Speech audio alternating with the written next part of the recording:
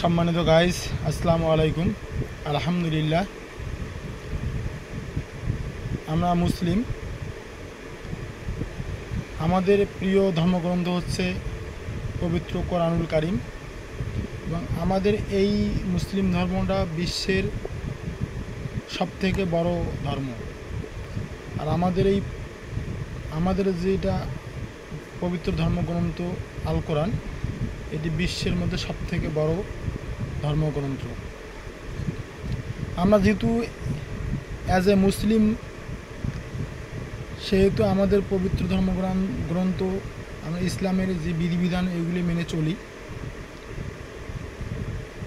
আমরা কারো কোনো ধর্মকে কখনো কটাক্ষ করি না। যার যার ধর্ম সে পালন করবে, এটাই স্বাভাবিক।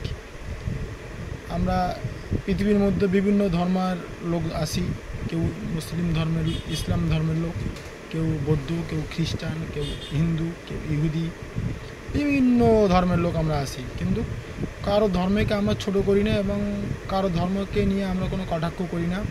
কারো কোনো ধর্মগ্রন্থ নিয়েও আমরা কোনো বাহাস করি না। আপনি হিন্দু আছেন, আপনার হিন্দু ধর্ম আপনি পালন করবেন, আপনার গীতা আছে, আপনার অন্যান্য যে ধর্মগ্রন্থগুলি আছে আপনাদের ধর্মের মধ্যে, সেগুলি আপনারা পালন করবেন।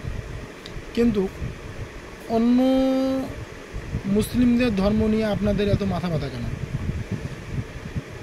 মুসলিম ধর্মটা বিশ্বের সবথেকে বড়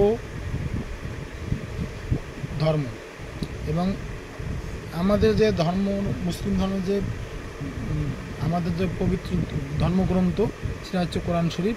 এই কোরআনুল কারীমের মধ্যে পৃথিবী শাসনের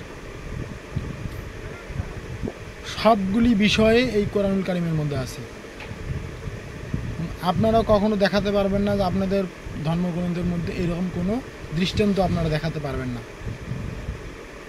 বিশ্বের বড় বড় মনীষীরা যারা ইহুদি ধর্ম, খ্রিস্টান ধর্মে ছিল, তারাও এই কোরআনকে রিসার্চ করেই সব কিছু দিকে কোরআনের পক্ষে তারা চলে এসেছে, মুসলিম ধর্ম গ্রহণ করেছে। তে আমার কথা হচ্ছে, আমাদের এই বাংলাদেশ মুসলিম দেশ, এখানে আমরা 92% মুসলমান, বাকি 8%-এর মধ্যে হিন্দু, বৌদ্ধ, খ্রিস্টান, অন্যান্য সম্প্রদায়ের লোক, মারং, মুরং, খাসিয়া, উপজাতি, গারো, এইগুলি মিলে 8% লোক আছে। কিন্তু কারো কোনোদিন কখনো দুঃসাহস হয়নি আমাদের এই পবিত্র ধর্মগ্রন্থ নিয়ে বাহাস করার বা আমাদের এই পবিত্র ধর্মগ্রন্থকে অবমাননা করারও কোনো দুঃসাহস হয়নি। As a student, higher educated person, North South বিশ্ববিদ্যালয়ের একজন স্টুডেন্ট অপূর্ব পাল, এর দুঃসাহস হয় কিভাবে? তোমার দুঃসাহস হয় কিভাবে? তোমার দুঃসাহসের তারিফ করা প্রয়োজন। তুমি মুসলিম দেশে বসবাস করতেছো, মুসলমানদের ধর্মগ্রন্থ, তোমাকে তো ধর্মগ্রন্থ তোমার কোনো ক্ষতি করেনি, আর তোমার ধর্মগ্রন্থ নিয়ে কেউ কোনো কটাক্ষ করে নাই। এই চলতিভাবে যে একটি দুর্গা পূজা তোমরা পালন করলে, দুর্গা উৎসব পালন করলে, তোমরা দেখাও যে বাংলাদেশের কোথাও কোনো দুর্গা মন্দিরে মুসলিমরা কোনো আঘাত এনেছে, অথচ মুসলিমরাই তোমাদেরকে প্রোটেক্ট করছে যাতে তোমাদের কোনো অসাম্প্রদায়িক শক্তি তোমাদেরকে আঘাত আনতে না পারে। তুমি একজন স্টুডেন্ট, তোমার দুঃসাহস হয় কীভাবে? তুমি কোরআন সম্পর্কে কি জানো? তুমি এই পবিত্র আমাদের যে ধর্মগ্রন্থটি আছে, এটা আমাদের মুসলমানদের হৃদয়, এটা মুসলমানদের একটা হার্ট, একটা কলিজা, তুমি সেই জায়গায় আঘাত এনেছো। তোমার কি করে তোমার এত দুঃসাহস হয়? তুমি একজন মুসলিম দেশে আমরা সকলে সমস্ত ভেদাভেদ ভুলে কে ধর্মের লোক আছি আমরা সেটা কম্পেয়ার করি না। আমরা সকলে সমানভাবে যেন চলতে পারি, সকলের সঙ্গে মিলেমিশে চলতে পারি, এটি হচ্ছে আমাদের আদর্শ। কিন্তু তুমি এই আদর্শের মাঝখানে এসে এই ধরনের একটা কাজ করলে এটা কিভাবে মুসলমানরা মেনে নেবে বলো? তোমার শাস্তি দিয়ে আমরা যে শান্তি পাবো সেটাও কিন্তু নয়। তোমাকে যে ফাঁসিতে ঝুলে যে শাস্তি দেওয়ার পরও যে আমরা শান্তি পাবো, আমাদের আত্মাতে শান্তি পাবো, সেটাও কিন্তু না তুমি যে কাজটা করেছো। তার কারণ এই কোরআনুল কারিম হচ্ছে আমাদের হৃদয়, আমাদের কলিজা, আমাদের হৃৎপিণ্ড। এই কোরআনুল কারিমকে নিয়ে কেউ কোনো কথা বললে আমরা মুসলমানরা এক বিন্দু ছাড় দিতে রাজি নেই, আমরা এক বিন্দু ছাড় দিতে রাজি নেই। সেখানে তুমি এই বাংলাদেশে বসবাস করো, মুসলিমদের কোলে তুমি বসবাস করতেছ, এখানে কোনো দাঙ্গা নাই, কোনো অসাম্প্রদায়িক শক্তি নাই, কোনো হানাহানি নাই, হিংসা বিদ্বেষ নাই। তোমার ধর্ম তোমরা পালন করবে, আমাদের ধর্ম আমরা পালন করব। কিন্তু তোমার কিভাবে এইরকম একটা দুঃসাহস হলো কুলাঙ্গারের মতো যে তুমি এই আমাদের পবিত্র ধর্মগ্রন্থকে তুমি ছিঁড়ে মাটিতে ফেলে তারপর পা দিয়ে তোমাকে জুতো সহকারে, এটা কে তোমাকে এই রাইট, এই অধিকার দিয়েছে? এই রাইট তুমি কোথায় পেলে? কি ধর্মগ্রন্থ তোমার কি ঘুষা মারছে? না তোমার কি সমস্যা করছে বলো? তুমি তোমার ধর্ম পালন করবে, আমরা আমাদের ধর্ম পালন করবো, বেশ। এখানে তোমার এই কাজটা করে কী লাভ হলো আমাকে বলো? তুমি তো বেধর্মী, তারপরে তো তুমি যে কাজটা করলে তোমার তো শাস্তিতে তুমি পাবেই, আল্লাহর যেটা শাস্তি সেটা তুমি পাবেই, এখান থেকে তুমি পরিত্রাণ পাবে না। পাশাপাশি এই দুনিয়ার মধ্যে তোমাকে শাস্তি ভোগ করতে হবে। তুমি এটিকে একটু ছোট্ট মনে করিও না। তুমি পড়ালেখা করার জন্য গেছো ভার্সিটিতে, তুমি পড়ালেখা করবে, তোমার ধর্ম নিয়ে তুমি রিসার্চ করো। তুমি অন্যের ধর্ম নিয়ে তুমি ছিনিমিনি করবে কেন? অন্যের ধর্মগ্রন্থকে তুমি অবমাননা করার অধিকার তোমাকে কে দিয়েছে? বেয়াদব, তোমার এত বড় দুঃসাহস, তোমার এই দুঃসাহস হয় কিভাবে? আমার তো মনে হয় একটি অপশক্তি এই জিনিসগুলোকে নাড়া দিচ্ছে। এই অপশক্তি বাংলাদেশে একটি সহিংসতা, একটা দাঙ্গা লাগানোর পায়তারা করছে। কিছুদিন আগে খাগড়াছড়িতে তারা ওপেনলি যেমন বলতেছে যে আমাদের এই পার্বত্য অঞ্চলকে ভারতের একটি অঙ্গরাজ্য, ভারতের অন্তর্ভুক্ত করতে হবে। একজন এদেশের নাগরিক হয়ে কিভাবে পাবলিক প্লেসে এসে মাইকে এরকমভাবে বক্তব্য দিতে পারে, এখানে তো আমাদের সন্দেহ দেখা দিচ্ছে। তারই সূত্র ধরে আমার মনে হয় এই কাজটি ঘটাচ্ছে, যাতে বাংলাদেশে একটি দাঙ্গা তৈরি হোক, মুসলমানদের যেটা হৃদয়, যেটা হার্ট, যেটা হৃৎপিণ্ড, সেখানে আঘাত করলে মুসলিমরা ঘরে বসে থাকবে না, অবশ্যই হিন্দুদেরকে মারধর করবে। আর এইটা হাইলাইটস করবে বিশ্বের কাছে যে এখানকার সংখ্যালঘুরা মুসলিম দ্বারা নির্যাতিত হচ্ছে, তার নিরাপদ নয়।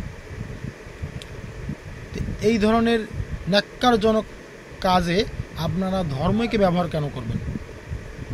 যারাই করতেছেন যে অপশক্তি করুক দাঙ্গা লাগানোর জন্য, কিন্তু আপনারা এই মুসলমানদের যে সেন্টিমেন্ট, মুসলমানদের যে পবিত্র ধর্মগ্রন্থ, এই বিষয়গুলো নিয়ে কেন আপনারা এই ইয়ার মধ্যে নিয়ে আসবেন? আপনাদের এই যে দাঙ্গাটা লাগাইতে চাচ্ছেন তার মধ্যে এই জিনিসটাকে কেন ব্যবহার করবেন? এটি মোটেই কাম্য নয়।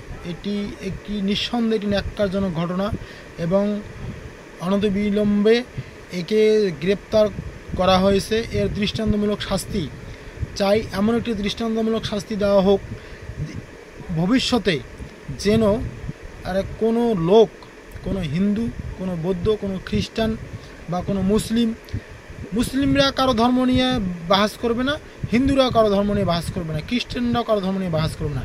কেউ যেন আমরা দুঃসাহস না পাই কারো ধর্মকে আমরা ছোট করে দেখার জন্য। যার যার ধর্ম তার কাছে বড়, সেটা লিগ্যালিটি হোক আর ইললিগ্যালিটি হোক, সেটা তারাই ভালো জানে। যারা যে ধর্মের লোক তারা রিসার্চ করে দেখবে যে তাদের ধর্মে কি আছে।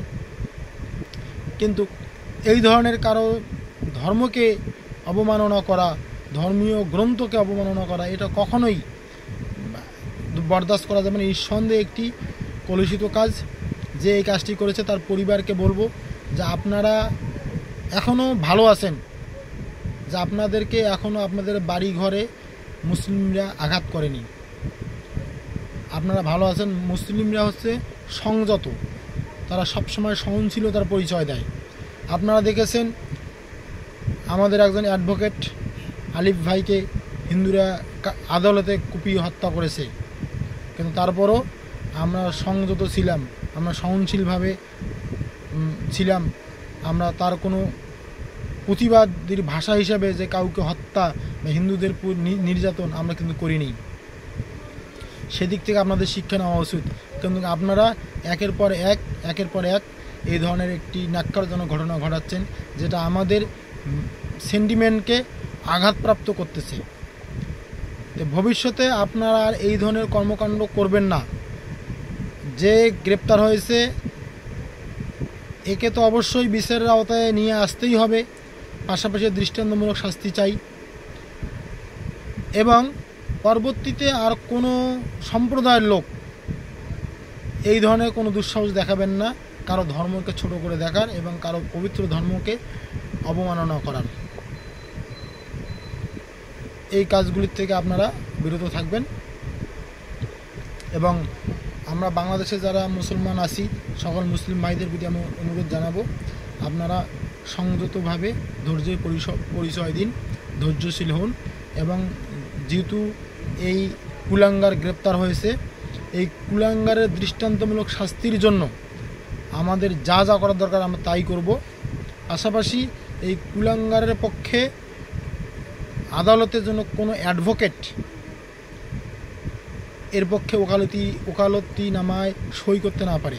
আমরা হিন্দু ধর্মকে ছোট মনে করতেছি না, তাদের ধর্ম তাদের কাছে বড়। শুধু আমরা কোনো হিন্দুদেরকে আঘাত করব না, কোনো সংখ্যালঘুকে আমরা আঘাত করব না। আমরা যে কুলাঙ্গার ঘটনা ঘটিয়েছে আমরা তারই দৃষ্টান্তমূলক শাস্তি চাই, এবং তার পক্ষে যেন কোনো আইনজীবী আদালতে ওকালতনামায় সই করতে না পারে, সেদিক থেকে আমরা সজাগ থাকব। এবং আইনের প্রতি শ্রদ্ধাশীল থাকব, এবং ন্যায় বিচারের জন্য আমরা অপেক্ষায় থাকব। এবং ন্যায় বিচারটার জন্য আমরা দৃষ্টান্তমূলক যেটা আমাদের পাওয়া এবং চাওয়া, সে বিচারটাই যেন আমরা পাই, এইটাই আমাদের কাম্য। আমার এই ভিডিওটি যারা দেখবেন, যদি আমার এই ভিডিওর মধ্যে কোনো ভুলভ্রান্তি হয়ে থাকে, কমেন্টে আপনাদের গুরুত্বপূর্ণ মতামত জানাবেন। আমার এই চ্যানেলটি সাবস্ক্রাইব করবেন, লাইক এবং শেয়ার দিয়ে পাশে থাকবেন। আসসালামু আলাইকুম ওয়া রাহমাতুল্লাহ।